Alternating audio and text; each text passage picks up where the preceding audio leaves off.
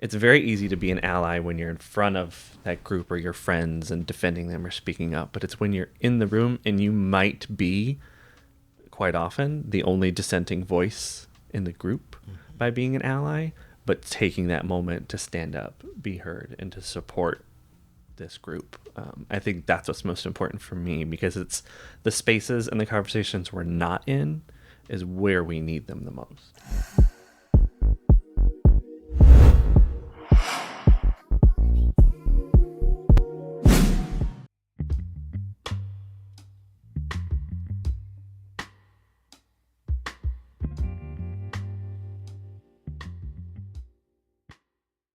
Pride to me just means having the freedom and the joy to just be your authentic self. And for me, that journey to feeling proud and that pride, it was a long journey. I would say I probably didn't feel fully proud to be who I am, authentically me, until I was 40 years old, which was just, a couple years ago.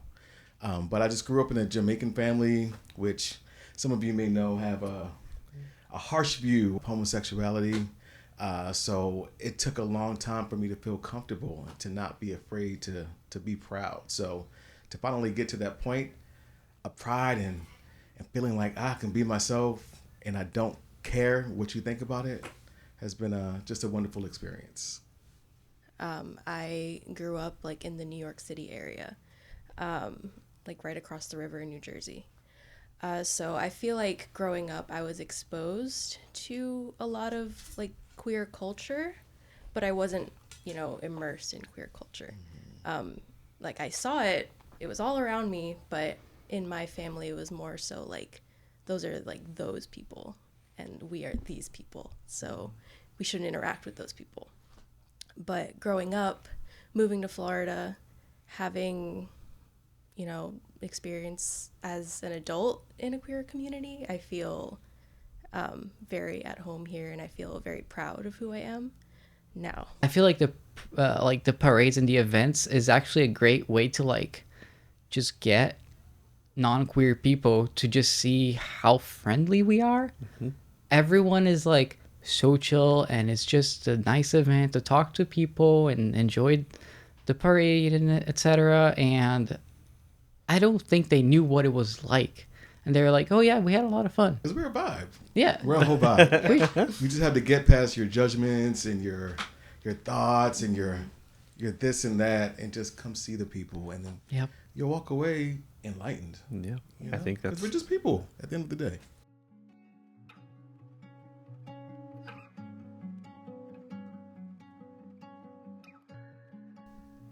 For me, so I've been very interested in this phenomena of the bystander effect.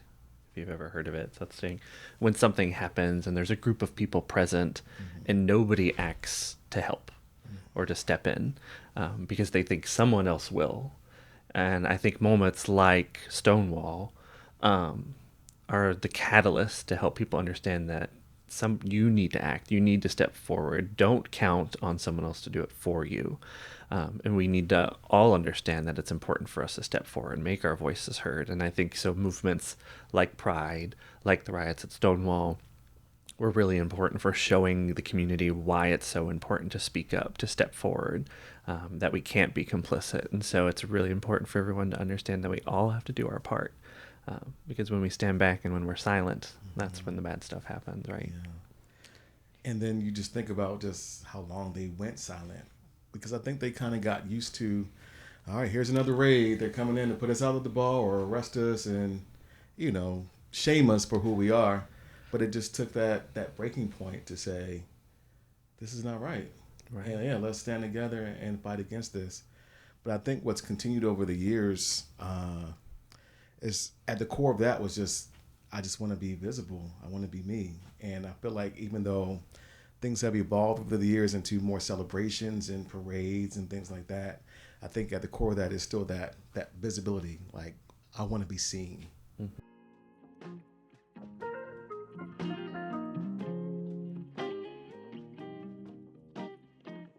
My first Pride experience was here in Orlando. I had just moved here. It was 2016. I was coming to college. I was 17 years old. Didn't know what I was doing.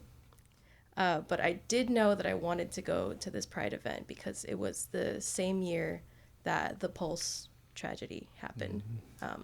So I obviously wanted to show up for the community, even though, like, I was not feeling very secure about going. I was a little nervous. I also was going with my friend,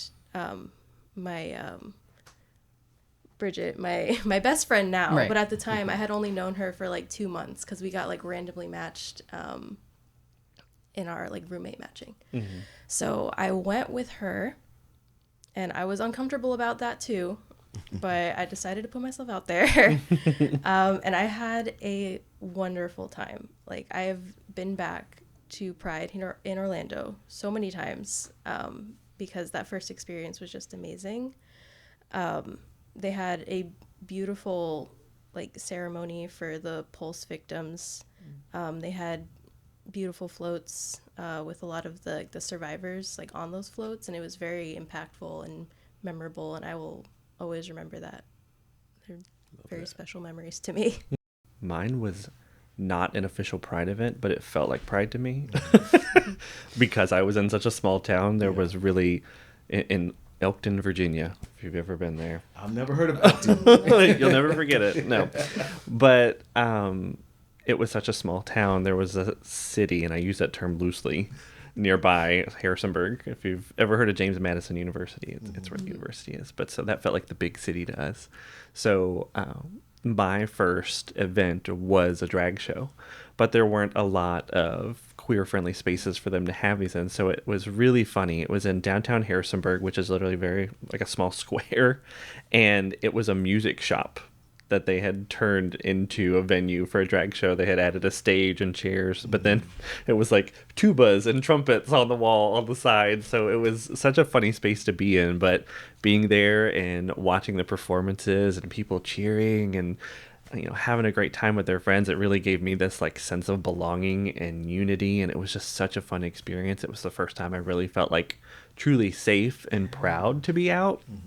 And then that small drag community started the catalyst where they actually brought their first Pride event to the Shenandoah Valley, which was met with, it was, 12 years ago. So it was met with a lot of resistance at the time, but it still continues to this day. So it was a really memorable experience for me, even though it technically wasn't Pride, but felt like Pride to me because I had never done anything else. Mine? Because even after I moved here, I saw the parades and saw all of those things, but like first I wasn't out to my parents yet. So it was still like a little awkward there.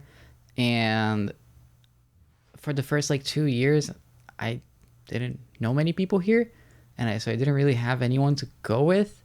But at one point, like I started dating someone, and then I actually went to Pride. And I mean, it was a great time. I met some people. I actually saw some other people that I already knew. And that actually has happened every single year. I bumped into people that I knew that just happened to be at Pride.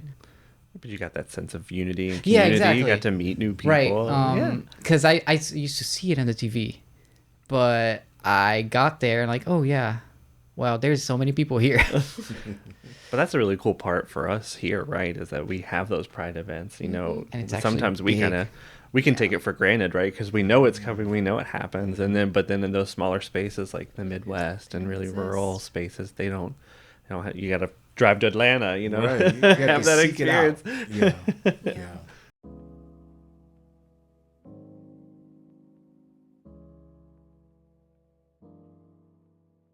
I think that's what adds to the shock value, because it's still hard for me to believe that it even happened. But the fact that it happened with the backdrop of this happy place where people go for joy and fun and roller coasters, and then something so evil happened. I still look back and I'm just in awe of just, wow, that really took place. It was actually my first weekend moving to Orlando, when that happened. Oh, wow. And I used to work in television news. That was my first week on the job. And my first day was that Monday. And I didn't even have an orientation or, hey, here's your coworkers. You meet them. It was like straight out the door to cover this story. And it was extra tough because at the time, my husband was wondering if his best friend was inside. Oh my gosh. Because he happened to be Scary. watching the news and he had a distinct car. And he was like, that's his car. I know it is. And I just kept saying, it might not be. Someone can have a similar car, but he just had that gut feeling. Yeah. And it turned out that it was his car. So he was one of the 49. Then we also had another friend that was injured in the shooting as well. Wow. So to have to face it from a professional standpoint and a personal standpoint as well, it's always going to have a place in my heart where it's hard to grasp it Yeah. and understand it. Yeah, for sure. And having to maintain composure. Right. Wow, right. man, that's so hard. Yeah, it's hard to talk about it. It is. Yeah. I would say I definitely saw everyone step up in that moment. Because it was such a tragic event and it impacted so many people and it happened so fast. It was interesting to see kind of all of the walls disappear because it was just people needed help and it didn't care who you were or where you came from. That was the focus. I have a lot of friends that worked here in healthcare, during the tragedy. So I heard, their firsthand accounts of what that night was like, of ambulances running back and forth, and then people still, because walking down the street to get to the hospital or getting loaded in the back of a pickup truck to get them quickly to care. All of those people stepped in to help, to get people to safety, to get people to care. And there was never a question, right? It wasn't, oh, our ideals don't match, or, we're not part of the same, subgroup or clique over here.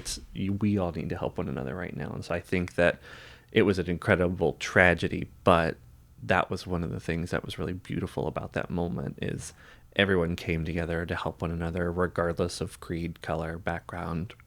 They were there and everyone stepped in to help each other.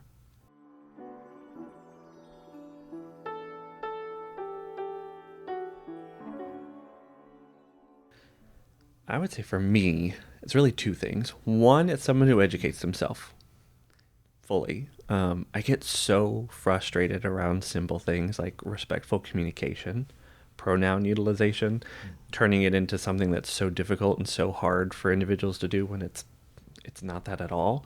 So someone who really walks the walk of demonstrating like, this is very easy to be respectful, empathetic, and understanding of other individuals. But the second part, and probably the most important for me, is it's someone that stands up when we're not in the room. Yep. It's very easy to be an ally when you're in front of that group or your friends and defending them or speaking up. But it's when you're in the room and you might be, quite often, the only dissenting voice in the group by being an ally, but taking that moment to stand up, be heard, and to support this group. I think that's what's most important for me, because it's the spaces and the conversations we're not in is where we need them the most. Yeah. Yeah. What are you saying when you're not in the room? Yep. Mhm. Yeah. Like, be willing to make some people uncomfortable, advocate for our community. I think that's really important. Yeah, for sure. That's such a good point about you can deal with your discomfort. Like, that's one thing that drives me insane is like in the discussion about being respectful and utilizing people's proper pronouns. It's always like, well, just give me grace. Let me get it right. I might get it wrong a time or two. Well, when you enter into it with that mentality, you're not taking into account the other individual's experience. Like, transgender individuals get misgendered all day, every day by multiple people. And so you should go the extra mile to attempt to be respectful and understanding. So don't dismiss the experiences. And don't give yourself an out to be lazy. Do the work. Put the work in. Yeah.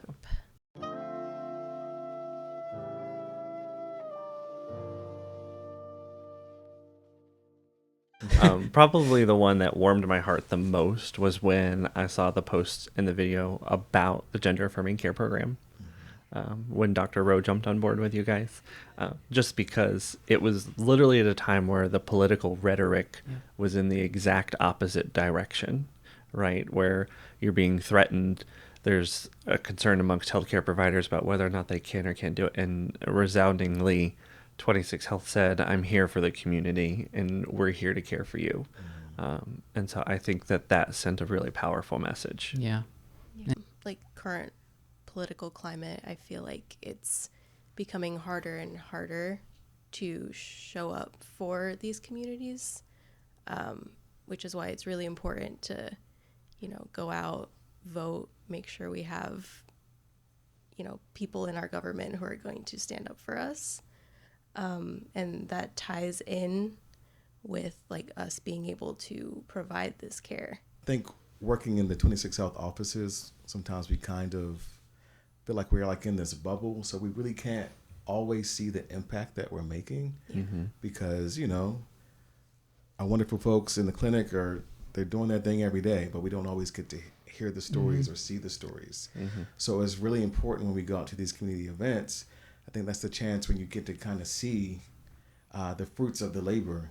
And one recent example was the Community Rainbow Run, where we were in place with our mobile unit and we had a table and it was allyship out there, it was community out there. And just to be in the midst of that was just so much joy. And I think the impactful moment for me just in that one event was someone took the time to walk over to our table and just said, I just wanted to come over and say thank you. Wow. Thank you for what you do and thank you for being here, not just here at this event, but just here in Orlando, in Central Florida. And just that simple thank you just brought it home for me. And I think that's what makes, that just proves, okay, we're here for a reason. Yeah, for sure. And we are making a difference. Yeah. Speaking about the bubble, I'm in my office most of the time. I am really interacting with people at the clinic. So last leadership meeting, when I got to see that there was like, compared to last year, having 0 people having gender affirming care to like dozens and dozens of people now being able to access that, I was like, oh, wow. Yeah, we really are making a difference, I can actually feel confident to like talk to people, hey, come over and actually get it, because we also shows no signs of like stopping. There are a lot of things happening that would be bad for us if they happened, because we actually do provide gender affirming care, and I don't see anyone hesitating, and I just appreciate that. Still standing up for trans people. Yeah.